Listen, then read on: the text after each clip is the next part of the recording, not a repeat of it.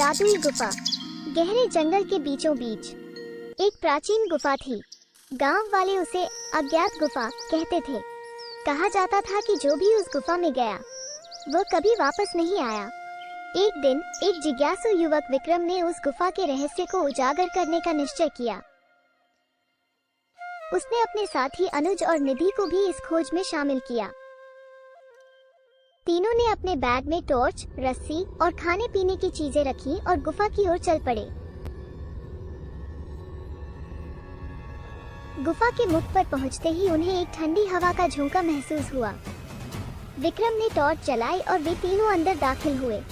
गुफा के अंदर का दृश्य विचित्र था। दीवारों पर अजीब से चित्र बने हुए थे और जमीन पर पुरानी मूर्तियां बिखरी पड़ी थीं। जैसे ही वे गहराई में बढ़े, उन्हें अजीब सी आवाजें सुनाई देने लगी।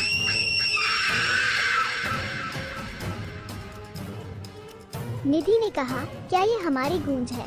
लेकिन विक्रम ने जवाब दिया, नहीं, ये कुछ और है। वे एक बड़े हॉल में पहुंचे, जहां एक बड़ी प्रतिमा थी।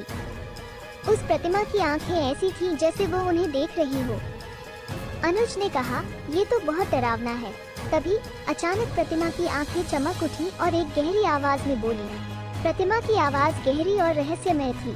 आप जिस रहस्य की खोज में आए हैं वो आपको यहाँ नहीं मिलेगा।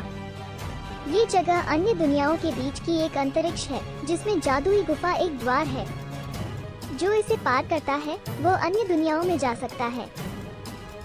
तीनों डर के मारे वापस भागने लगे, लेकिन गुफा का रास्ता अचानक बदल गया था।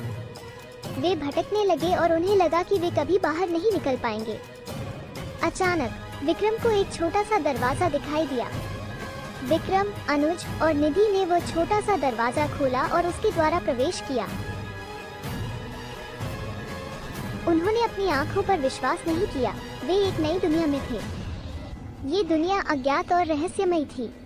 वे एक जंगल में थे, जिसमें अद्भुत पेड़ पौधे और अनजान खूंखार जानवर थे। विक्रम ने देखा कि ये एक डायनासोर है। अब वो तीनों समझ गए कि वो टाइम ट्रैवल करके डिनोसॉर के समय में आ गए हैं। क्या वो तीनों इस राज का पता लगा पाएंगे? क्या वो तीनों अपने समय में वापस पहुंच पाएंगे? जानने के लिए देखते रहिए टाइम ट्रैवलिंग जादुई गुफा।